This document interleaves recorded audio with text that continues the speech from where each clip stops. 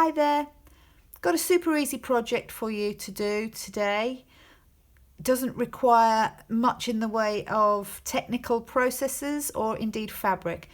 Brilliant way to use up scraps. I've used some patchwork cottons today, but it doesn't have to be. You can make it out of anything really. And what you need is 2 pieces of fabric, 2 rectangles, exactly the same size. Okay, mine today measure 24 centimeters by 20 centimeters if you want to do exactly what I'm doing. And you need a matching toning contrasting zip. It's entirely up to you. And that zip fits in there. It's what we'd call a 20 centimeter zip. And matching thread. Okay, so that's your ingredients. How do we put it together? The first step to putting it together is to take your fabric and place your zip like so, face down. Can you see that? There's the zip with the runner and the 2 stops. Place it face down on your fabric, lining it up with the raw edge. And you can do this in 2 steps. Pin that in and sew it in first, or if you want to, do it all in one go. Bring your other piece of fabric up and place it right sides together with your face fabric and cover the zip like so. Make sure that you're lining up your fabric exactly so the lining fits on top of the fabric, and then pop some pins in there, keeping it all lined up nice and straight.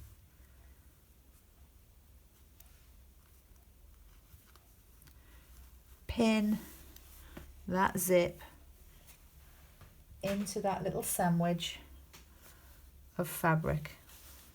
It's not a very long piece, so 3 or 4 pins should do it. Obviously you can use whatever measurements you want, whatever fabric you want, but if it is going to be a pencil case, it needn't be. It can be a very small one, can be a coin purse, but generally speaking it's a pencil case pattern. But make sure that the measurements you're using, that the zip opening and therefore the fabric is big enough to accommodate your pencils. Next thing to do is to set up your sewing machine with the toning threads. Put your zipper foot on there. This is my zipper foot. It might look a little bit different to yours, but it's a zipper foot. Whatever zipper foot you've got is fine. And make sure that the position of the needle is such that when you're sewing, you've got the teeth of the zip, then the needle, then the foot. So you wouldn't be sewing this zip in with the needle over there.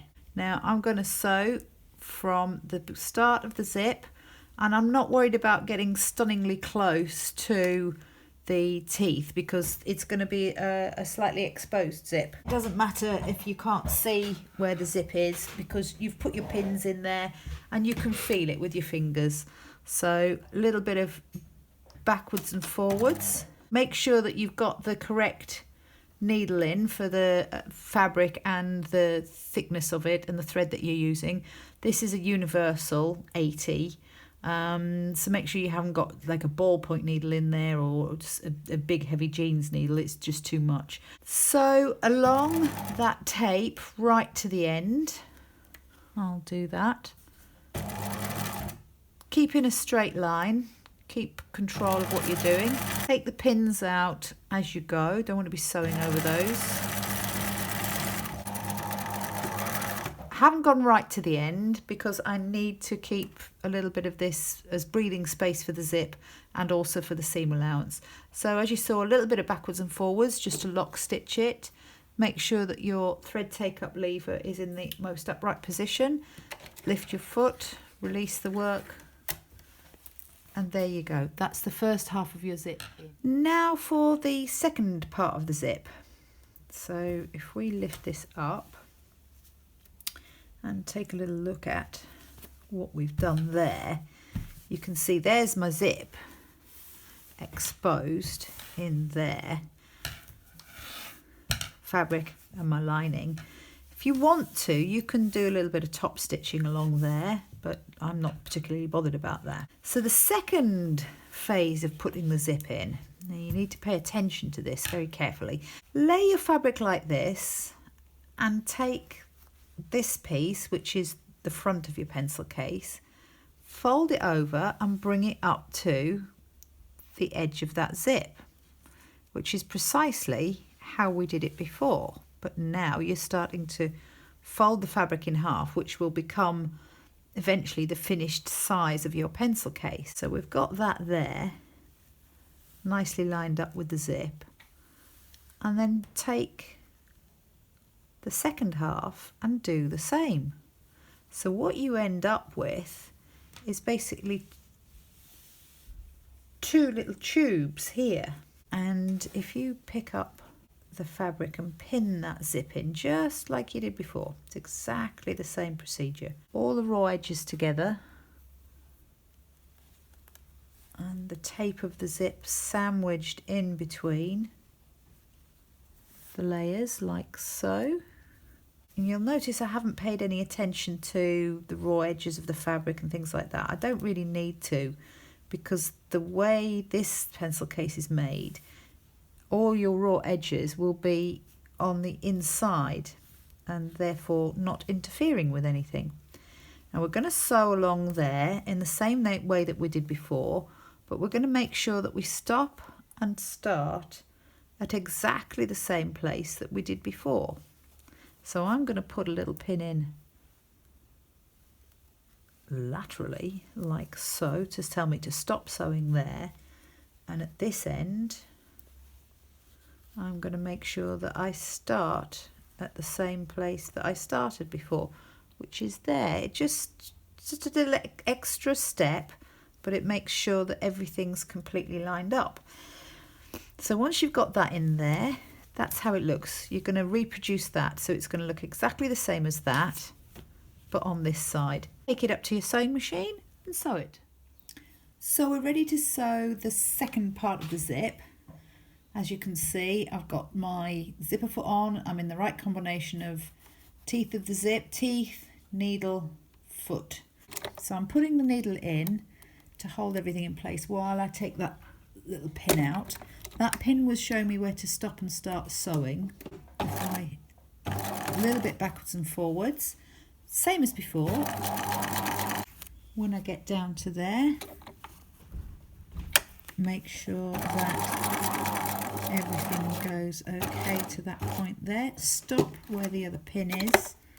Take that pin out. A little bit of lock stitching to secure it. Lift your foot, release the work, cut your threads, and we're done. Now we're ready to actually construct the pencil case part of the project. This is very simple. It just entails sewing a seam down each side of the front of the pencil case and then flipping it around and sewing a seam down one side of the pencil case lining and only partially down the other side of the pencil case lining. That's so that if we leave a little gap here, we can put our hands in and pull the whole thing through from the inside to the outside. So an important thing to do though is to actually put your hand in the tube and undo the zip, because otherwise you won't be able to pull it all the way through. That might sound a little bit odd at the moment, but you'll see what we mean when we come to do it. So making sure that your pieces of fabric are nicely lined up. Find where you started and finished your stitching before, so you can see the line there, and pop a couple of pins in. It's up to you if you want to go down in a straight line or to make it slightly from the stitching coming out and then going around there, so with a little curve. I quite like a little curve. If you flip it over, I never start sewing at an area that you could call, inverted commas, a problem. So obviously it's going to be harder to start sewing here where the zip and all the stitching is. It's going to be easier to start sewing at this end and approach the tricky bit once the machine's actually moving and the machine's very, happy about what it's doing. Take it over to your machine, positioning it there, obviously line it all up.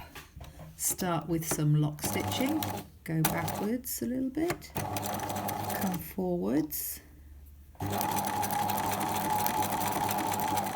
take the pins out as you go, and then as you come up to the top, just turn the corner a little bit and stop sewing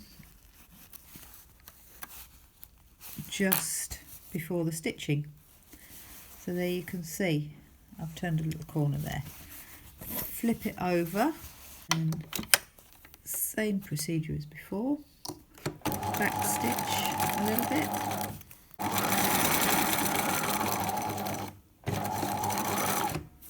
Back stitch again, or lock stitch at the end. There you go. And the same applies to the lining. I'll show you what I did.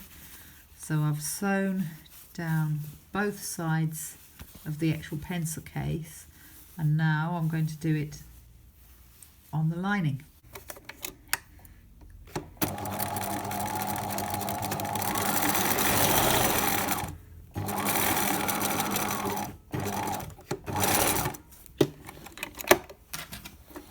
Now when you sew the last side, the second side of the lining, don't forget to leave a gap big enough for you to get your fingers in. A little bit of lock stitching.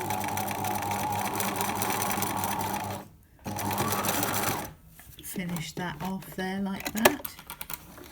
So here we are with our 3.5 sizes stitched. You can tidy up any loose threads at this point. So how do we turn it through? This is where the magic happens. So remember, I undid my zip, so it should be all open inside. So this should be really just a big rectangle.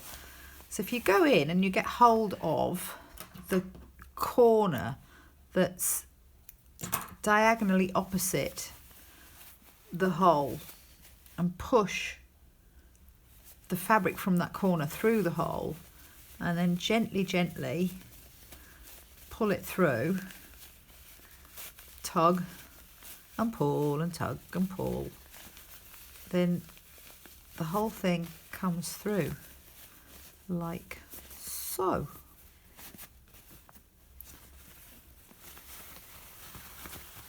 And if you push everything through like that, push the corners in, and then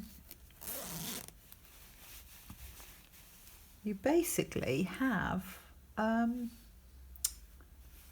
pencil case. Now remember that little hole that we had? Oh, if only zips are reversible. We'd have a reversible pencil case. And remember that little hole? There it is.